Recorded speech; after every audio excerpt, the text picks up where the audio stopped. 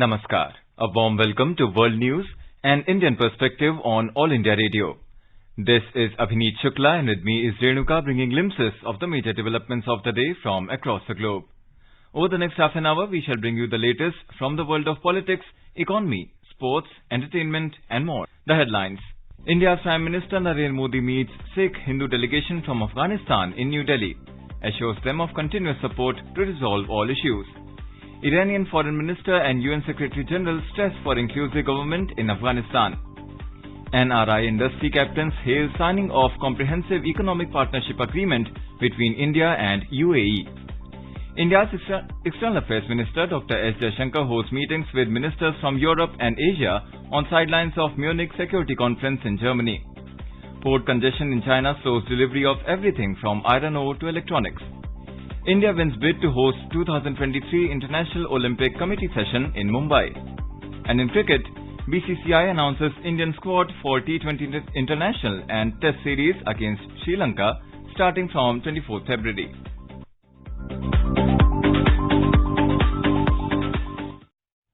With the new Omicron variant of coronavirus causing concern, we appeal to our listeners to be vigilant and to get fully vaccinated and help others, including children between 15 and 18 years, get vaccinated. Please continue to follow these 3 simple steps to stay safe.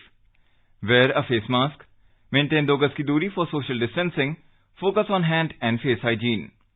For any COVID-related information and guidance, contact national helpline numbers 011 2397 8046 and 1075.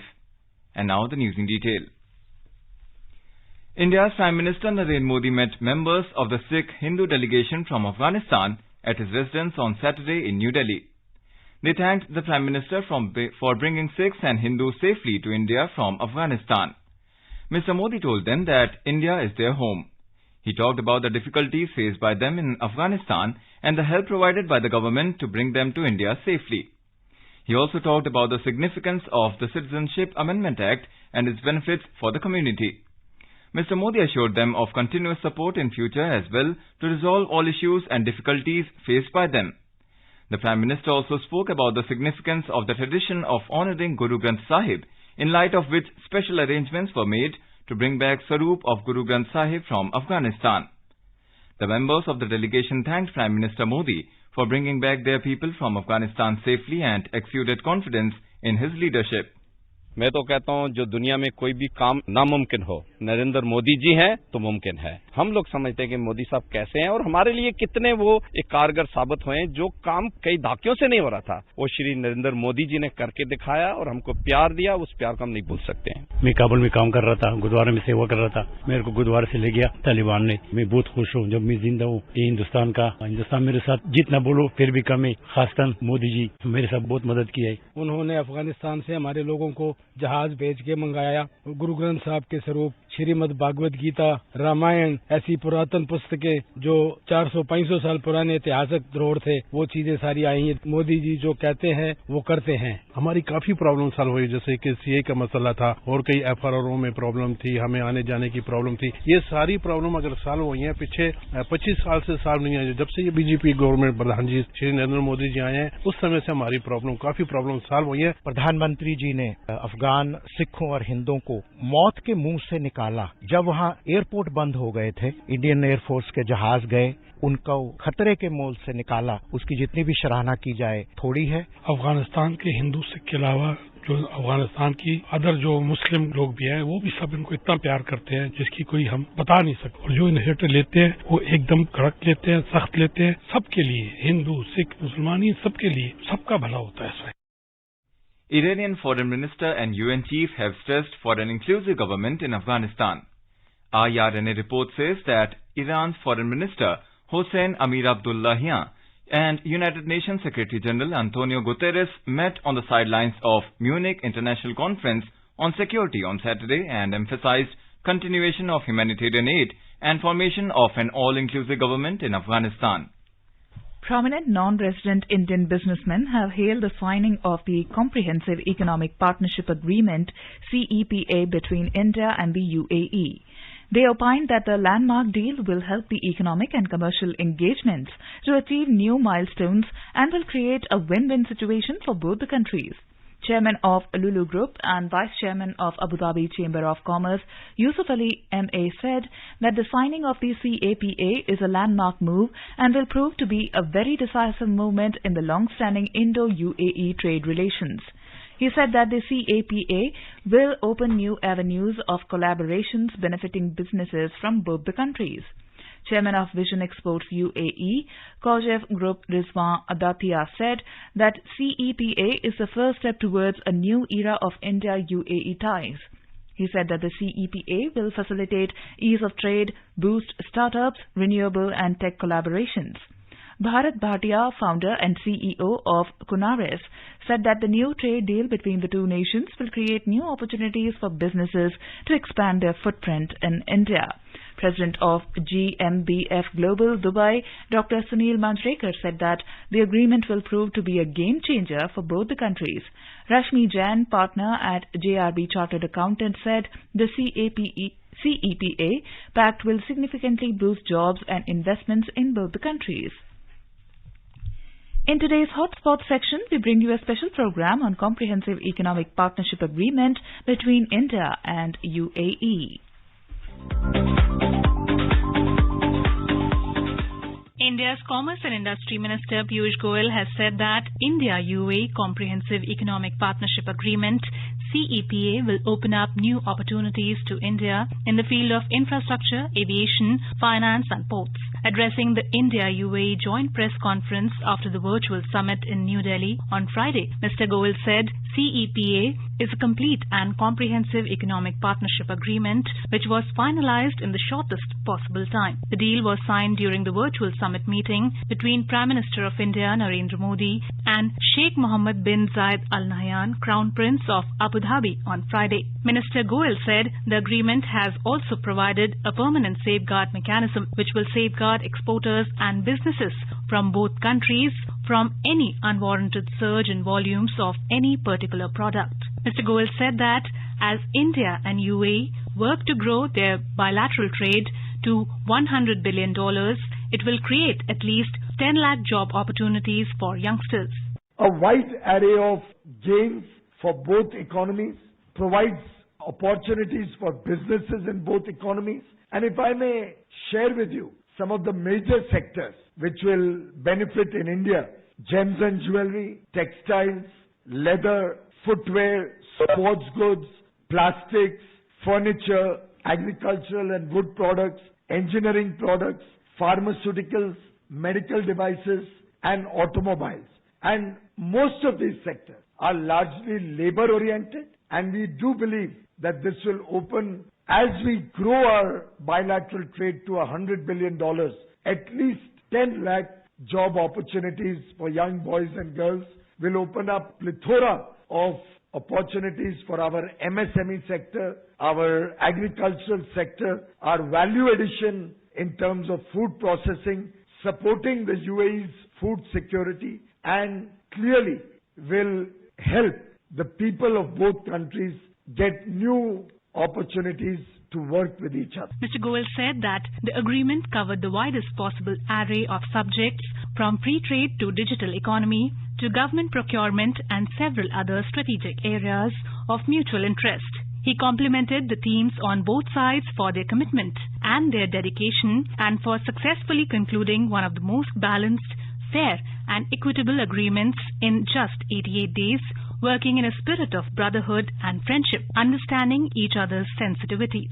Emphasizing that CEPA would generate 10 lakh jobs across multiple labor-intensive sectors, the minister said that major sectors like gems and jewelry, textiles, leather, footwear, furniture, agriculture and food products, plastics, engineering goods, pharmaceuticals, medical devices and sports goods will benefit from this deal and create large-scale employment for our young boys and girls.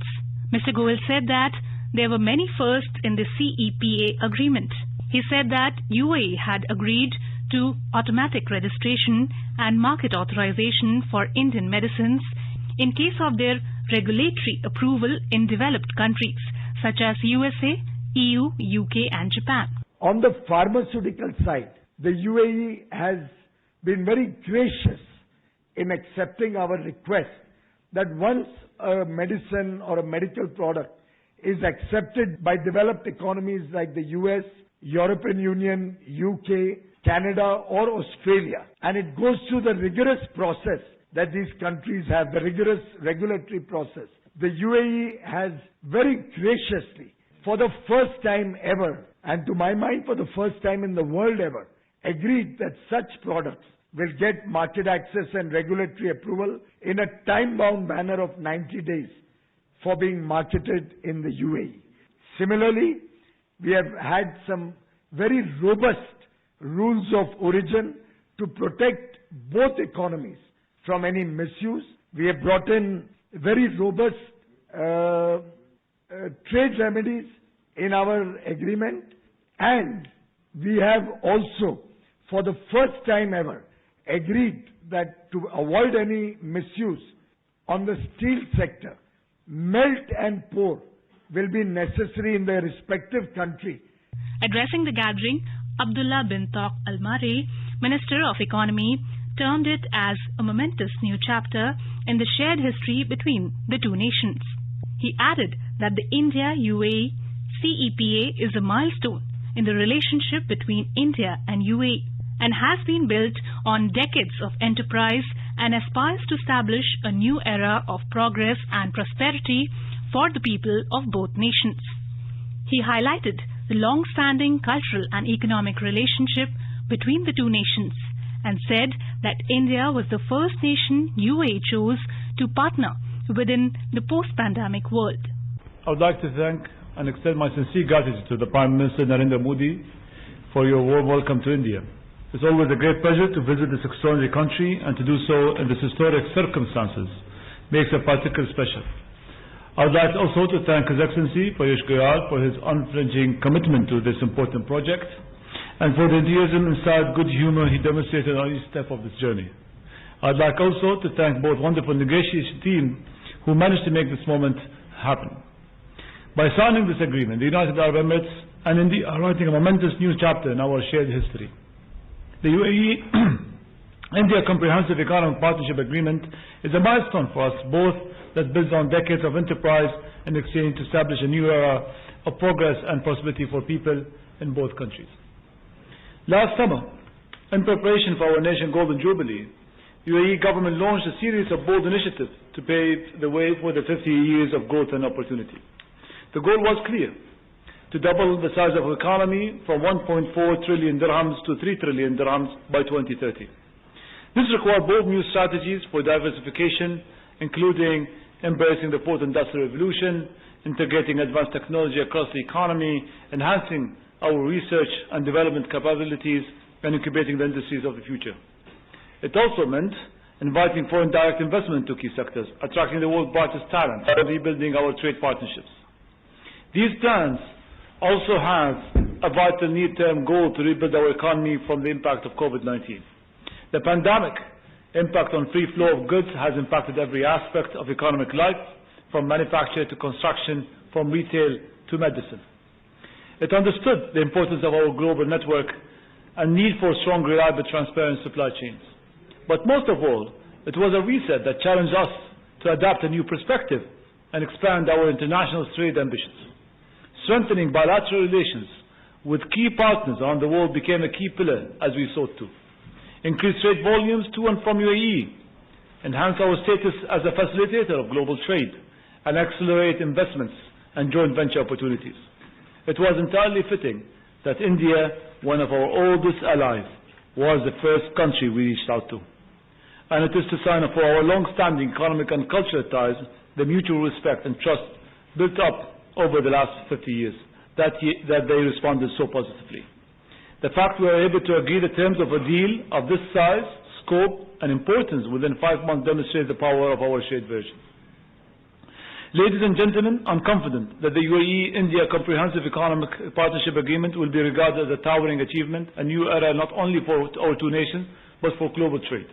Our negotiation covered 18 separate chapters, and the result is a deal that will eliminate our dual tariffs on more than 80% of goods, facilitate further investment in sectors such as hospitality, healthcare, logistics, construction, professional services, promote collaboration in key future industries such as agri-tech, food security, advanced technology and renewable energy, provide a platform for SMEs to engage, collaborate and expand into new markets.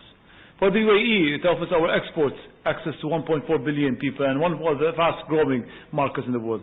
For India, they will gain frictionless gateways to rapidly expand economies in the Middle East, Africa, Europe, and dynamic business-friendly platform for industries and innovators to flourish. The projections are clear. It will add 1.7% or $8.9 billion to our national GDP by 2030.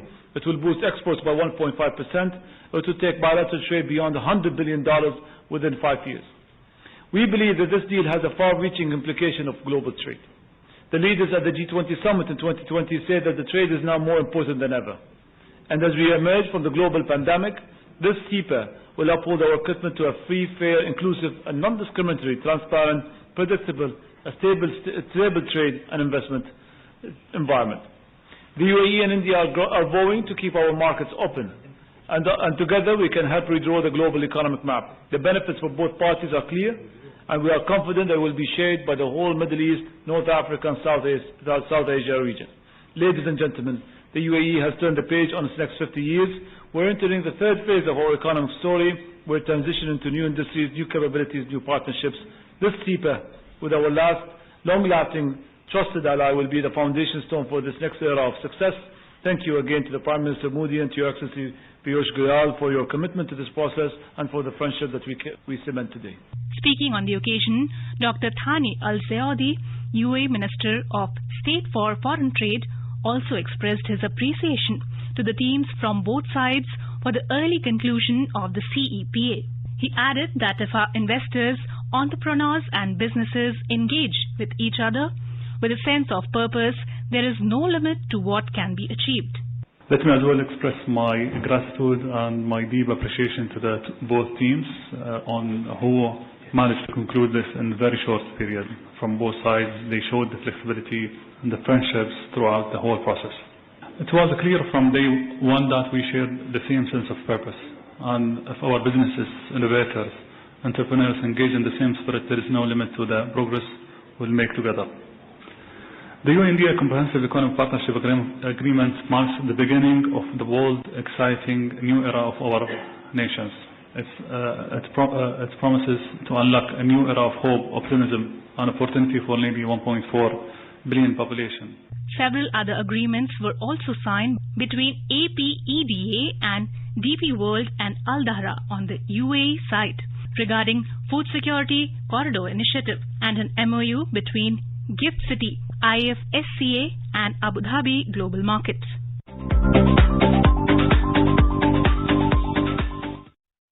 This is All India Radio giving you the world news. For quick news updates round the clock, follow us on Twitter at AIR News Alerts. External Affairs Minister Dr. S. Jaishankar held a series of one-to-one meetings with ministers from Europe, Asia and other parts of the world on the sidelines of the Munich Security Conference in Germany on Saturday. A report. The External Affairs Minister held meetings with foreign ministers of Romania, Mongolia and Sweden and other delegates who are attending the conference. During a bilateral meeting with his Romanian counterpart Bogdan Arescu, Dr. Jaishankar held discussions on issues of mobility, cyberspace, defense, disaster resilience and health. With Swedish Foreign Minister Ann Linde, the External Affairs Minister noted the progress in their bilateral cooperation and discussed respective national security challenges. Dr. Jaishankar and his Mongolian counterpart Batsetseg Batmunk discussed cooperation in various issues including energy, IT and coal sectors. The External Affairs Minister also met with members of the European Parliament and held discussions on transparency, reliable supply chains and the world order. He reiterated commitment for stronger India-EU cooperation. Earlier in a meeting with Singapore Defence Minister Ang Yang Khan, Dr. Jaishankar discussed bilateral and ASEAN-related defence cooperation. They also shared assessments of regional hotspots. The minister also met former US Secretary of Defence James Mattis. In a tweet, Dr. Jaishankar appreciated Mr. Mattis' insights on American national security thinking. The External Affairs Minister is on a 6-day visit to Germany and France. In the second leg of his tour, Dr. Jaishankar will hold bilateral meetings with his French counterpart, Jean-Yves Le Drian, in Paris. Swati Rakheja, World News. Port congestion in China is slowing the delivery of everything from iron ore to electronics, forcing companies to rely more on stockpiled inventories of goods. It's taking a week to 10 days longer to deliver iron ore supplies into China compared with before the pandemic, according to charterers and ship owners. That's because of tightened COVID-19 quarantine requirements for vessels and reduced manpower at ports, they said. Adding to the problem is the situation in Hong Kong as it battles one of its most challenging COVID-19 outbreaks. The city's harsh measures to control the spread of the Omicron variant is delaying shipments of electronics and petrochemicals through its port. An average of 23 container ships per day waited to berth at Hong Kong in January, up from 18 vessels in December, according to data from logistics intelligence firm Project 44. That's one of the biggest jumps in congestion at Asian ports, which could worsen as Hong Kong attempts to test the entire city. India will be hosting an International Olympic Committee IOC session in 2023 in Mumbai, 40 years after the country last hosted the session. At the 139th IOC session held at Beijing in China on Saturday, the Assembly unanimously voted in India's favour to host the next session. India last hosted an IOC session in 1983 in New Delhi. The Indian delegation led by Youth Affairs and Sports Minister Anurag Thakur, IOC member Neeta Ambani, Indian Olympic Association President Narendra and India's first individual Olympic gold medalist Abhinav Bindra presented country's proposal for hosting the rites. Prime Minister Narendra Modi has expressed happiness that India has been chosen to host the 2023 International Olympic Committee session. In a tweet, Mr. Modi expressed confidence that it will be a memorable IOC session and will lead to positive outcomes for world of sports. The BCCI has announced India's T20 international and test squads for its home series against Sri Lanka, starting from 24th of February. Rohit Sharma will lead the side in both formats, while Jasprit Bumrah has been named his deputy, said Chairman of Selectors Chetan Sharma. Senior India Test batsmen Cheteshwar Pujara and Ajinkya Rahane have been dropped from the squad after recurring poor form. Senior pacer Ishant Sharma and wicketkeeper Ridhiman Saha have also been omitted from the side. Virat Kohli and Rishabh Pant have been rested for the T20 leg, while Shardul Thakur has been given a break from the entire series. KL Rahul and Washington Sundar have been ruled out of the series after sustaining injuries during the ODIs against West Indies. Ravindra Jadeja, who missed India's recent tour to South Africa, has been drafted back into both squads after completing his rehabilitation at the National Cricket Academy. In Pant's absence, Sanju Samson and Ishan Kishan will be in contention to don the gloves in the T20s. Now let us take a look at the major developments around the world as reported in the foreign press. Let's take a look at what made the headlines in Nepal. Money Control headline reads, Nepal becomes first country outside India to adopt UPI payment system. It says that the NPCI, International Payments Limited, NIPL, the international arm of National Payments Corporation of India, said that Nepal has now become the first country outside of India to adopt real-time unified payments interface, UPI payments. Himalayan Times headlines reads, ruling allies make no headway on MCC deal. It says that Prime Minister Sher Bahadur Deuba held a meeting of the ruling coalition partners today as well to discuss the Millennium Challenge Corporation's Nepal Compact, but the meeting ended inconclusively. The Kathmandu Post writes, caught between ruling coalition and MCC, Deuba feels the heat. It says that Prime Minister Sher Bahadur Deuba wants to ratify the US grant, but doing so comes with the risk of breaking the five-party alliance. And now some news from Bangladesh. The search committee formed to recommend names for the Election Commission of Bangladesh has finalized 20 names in its fifth meeting held on Saturday, reports Daily Star. The search committee will finalize 10 names in its next meeting scheduled for Sunday. The government of Bangladesh has decided to extend weekly holidays in schools to 2 days. Education Minister Deepu Moni told the media that the decision will be in effect next year, reports Business Standard. Let's take a look at the press reports on China. WION reports that Moscow has said that it is up to Beijing to hold the next Russia-India-China summit in accordance with Latin alphabetical order. South China Morning Post reports the European Union has launched a lawsuit with WTO against China, claiming that it is using domestic courts to undermine intellectual property laws and allowing Huawei, Xiaomi and other telecom giants to secure cut-price technology licenses. Business Standard reports while new regulations have severely hit China in the global tech, media and telecom, TMT, IPO market, the Indian TMT IPO pipeline is getting stronger and will continue to gain prominence this year. A new report by data and analytics company Global Data showed on Friday. Bloomberg reports that port congestion in China is slowing the delivery of everything from iron ore to electronics, forcing companies to rely more on stockpiled inventories of goods. It is taking a week to 10 days longer to deliver iron ore supplies into China compared with before the pandemic, according to charterers and ship owners. That's because of tightened COVID-19 quarantine requirements for vessels and reduced manpower at ports, they said. Bloomberg headline reads, Crisis in China's property industry deepens with no end in sight. Voice of America writes, China's deepening ties with Russia will come with heavy geopolitical and economic consequences should the Ukraine crisis escalate, analysts say. And turning to Afghanistan now, IRNA reports that Iranian Foreign Minister and UN chief have stressed for an inclusive government in Afghanistan. It says that Iran's Foreign Minister Hossein Amir Abdollahian and United Nations Secretary General Antonio Guterres met in the sidelines of Munich International Conference on Security on Saturday and emphasized continuation of humanitarian aid and formation of an all-inclusive government in Afghanistan. The print writes that India's Prime Minister Narendra Modi met leaders of the minority community who have been facing persecution in Afghanistan after the Taliban took over the country in mid-August last year. Tolo News reports that the U.S. Special Envoy for Afghan Women, Girls and Human Rights, Reena Amiri, discussed the humanitarian situation as well as human rights in Afghanistan with representatives of the Organization for Islamic Cooperation, OIC, in Jeddah, Saudi Arabia. According to Pashwalk, the United Nations Children's Fund, UNICEF, has introduced a new representative for Afghanistan. Continuing the special partnership with the Afghan people, India delivered the fifth shipment of 2.5 tons of medical assistance and winter clothing to Afghanistan on Saturday. Prior to this, India had supplied 4 shipments of medical assistance consisting of vaccines and essential life-saving medicines to Afghanistan. A quick look at the headlines once again.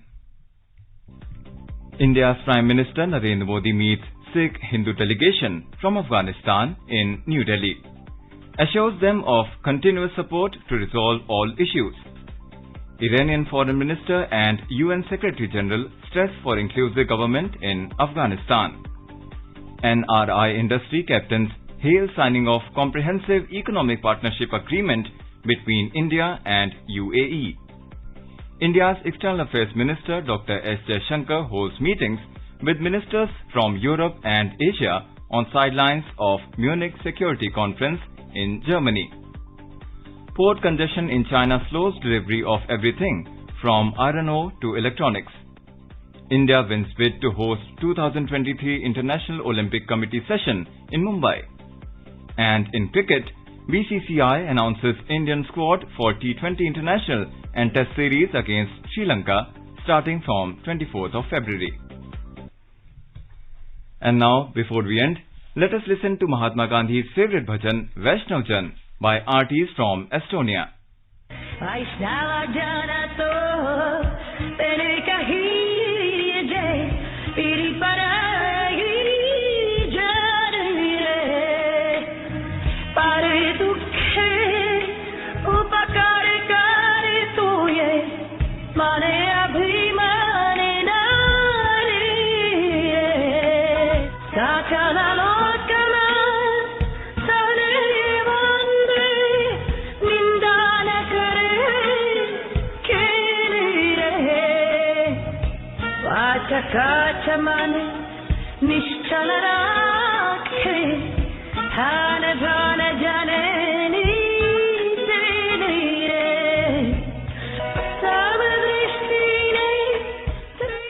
And with that, we end this bulletin.